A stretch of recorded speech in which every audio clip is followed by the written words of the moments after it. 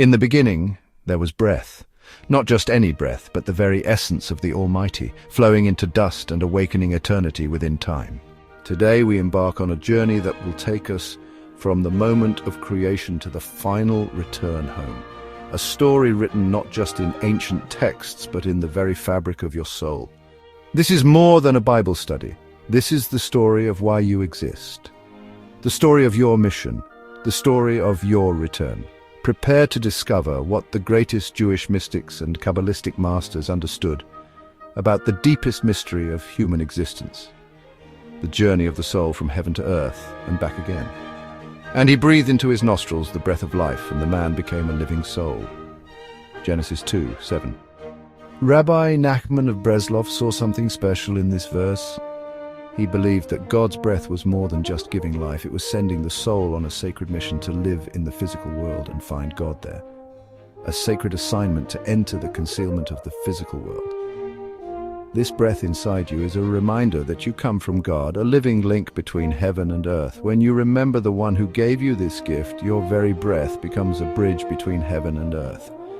But what kind of breath is this? The Vilna Gaon explains that when scripture says God breathed, or Vayapak, it always implies giving from one's innermost essence. This means your soul is not a created object like your body. It is of the same qualitative nature as the divine light itself, a direct emanation from the source of all existence. In the ancient wisdom, this verse represents the convergence of infinite divine energy with a finite vessel, the miniature reenactment of creation itself. God implanted within you all 5 levels of soul in potential so that you could act as the unifier of all worlds. Your soul is a sacred link like Jacob's ladder, stretching between the infinite and the dust of the earth. God breathed his own essence into you so that the physical world could be transformed into a dwelling place for the divine. You carry within you a sacred trust, a treasure that must be guarded and refined so it can be returned in greater glory. The tension you feel in life between the body pulling downward to its dust and the soul pulling upward to its source, this is not a mistake. This is the essence of free will, the opportunity to harmonize these forces in service of the Most High. Your soul carries within it the imprint of pre-creation oneness, the silent unity before all speech. Genesis 2:7 is the start of a spiritual circuit that will one day close when the breath returns to its giver, hopefully enriched with the sparks of holiness elevated during your lifetime. But what is the soul's mission during its earthly journey? The answer comes in a powerful declaration. You shall fear the Lord your God, serve him, cleave to him, and swear by his name. Deuteronomy 10:20. These are not merely 4 separate commandments, they are the soul's entire life path, a spiritual ladder ascending back to its source. The ancient masters teach that these 4 stages mirror the soul's complete journey. First, fear awakens the soul to God's greatness.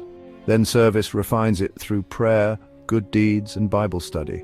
Next, cleaving draws the soul into direct union with the divine. Finally, swearing in his name signifies the perfected soul's complete alignment with God, such that its very being testifies to his truth. The Maharal reveals something profound. This cleaving is not something foreign or newly acquired. It is the soul's original state before entering the body. The work of fear and service is simply to remove what obscures that natural closeness, like cleaning dust from a mirror to reveal the reflection that was always there.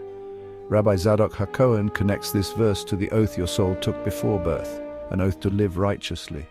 Fear recalls the one before whom that oath was made. Service fulfills it. Cleaving restores the pre-birth intimacy with God, and swearing at life's end seals the soul's testimony of mission accomplished. This is a covenantal progression, from the awareness of carrying God's spark, through serving to keep it pure, to reunion with the King, and finally bearing public witness to the mission accomplished. Each stage corresponds to the divine name itself, a blueprint of the soul's alignment with God in every dimension of being. This is more than a set of commands. It is a condensed map of why you are here and where you are going. But how do we measure the success of this mission? What defines a life well lived? The answer comes with startling clarity. Let not the wise man glory in his wisdom. Let not the mighty man glory in his might. Let not the rich man glory in his riches. But let him who glories glory in this, that he understands and knows me, that I am the Lord who exercises kindness, justice, and righteousness in the earth. For in these I delight. Jeremiah 9:23-24.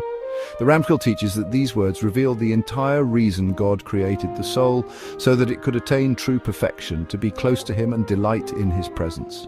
Human wisdom, power, and wealth, when pursued for their own sake, are temporary adornments tied to the physical body and the fleeting conditions of this world. They die with the dust. The only glory that endures is understanding and knowing God. This is why the verse says, "For in these I delight," because this is the precise reason your soul was given life, to live in constant awareness of God and to reflect His attributes in the world. The three qualities named by Jeremiah, kindness, justice, and righteousness, are not mere moral virtues. They are the three pillars upon which the world stands and the channels through which the soul perfects itself.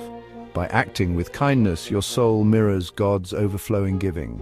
By practicing justice, it aligns itself with the divine order. By living in righteousness, it integrates mercy and truth into daily life. This alignment is not automatic. Your soul descended into the body precisely to face the challenge of choosing the eternal over the temporary. Wisdom, might, and wealth are not inherently evil. They can be tools of the soul's perfection, but only if they are consciously subordinated to the knowledge of God. Otherwise, they become diversions from the soul's mission.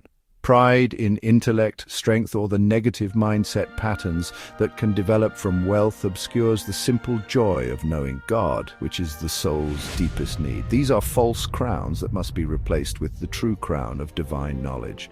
Only when your thoughts, speech, and actions are infused with kindness, justice, and righteousness do they clothe the soul in light for its ascent. But the soul's mission extends beyond personal perfection. There is a cosmic mandate, a charge that echoes through all creation. Be fruitful and multiply, fill the earth and subdue it. Genesis 1:28. In the deepest understanding, this is not merely about reproduction and mastery over nature. This is the charter of the soul itself. Fruitfulness includes not only physical children, but spiritual offspring, insights of wisdom, acts of kindness, and souls elevated through teaching and inspiration. Fill the earth means to bring divine awareness into all realms of life. Subdue it means to overcome the concealing husks that hide holiness and direct all creation back towards its source. The Vilna Gaon reveals that the true meaning of subdue it begins with the inner conquest, ruling over the ego's impulses and selfish desires. Only a soul that governs itself can truly fulfill the mandate to govern creation. The Arizal deepens this understanding by teaching that this verse refers to elevating the fallen sparks from the primordial shattering, restoring harmony to all levels of existence. Your soul is entrusted with the cosmic task of partnership with God, to continue creation by extending holiness into the physical world and bringing its disorder into alignment with the divine will. You are not merely steward, but co-creator. To fill the earth is to saturate it with divine consciousness. To subdue it is to master both inner and outer chaos so that creation reflects its creator. This is the foundation for every other stage of the soul's journey, preparing for the final return home. True dominion comes only when life is ruled by divine wisdom. Without it, the soul loses its crown and becomes subject to the very forces it was meant to govern. But when aligned with its source, the soul shares in the creative power of the Almighty, filling the earth with joy and faith, breaking through sadness, doubt, and forgetfulness of God. And so we come to the completion of the circle, the moment toward which all existence moves, and the dust returns to the earth as it was, and the spirit returns to God who gave it. Ecclesiastes 12:7.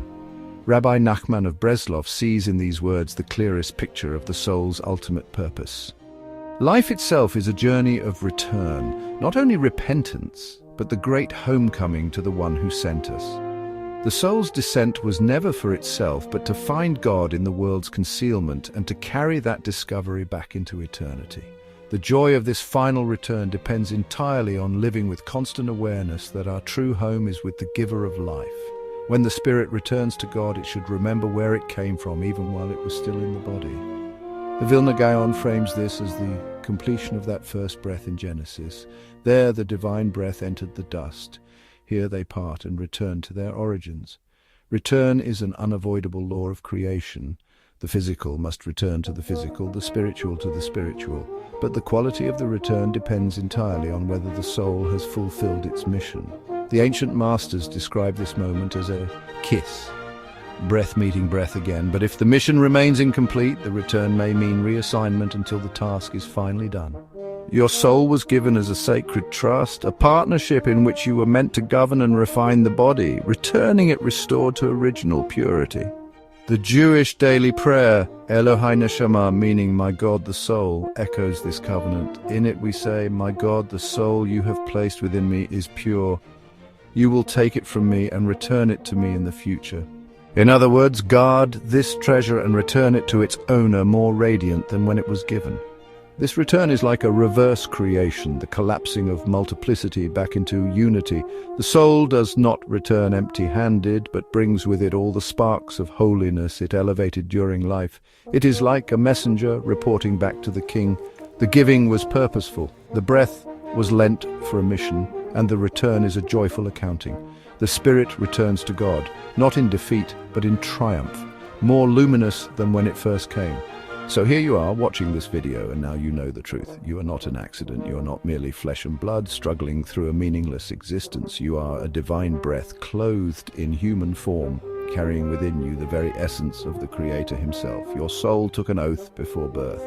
It volunteered for this mission. It descended from the heights of paradise to this world of concealment for one purpose: to find God here, to elevate the fallen sparks, to transform the physical into a dwelling place for the divine. The question is not whether you have a mission. You do.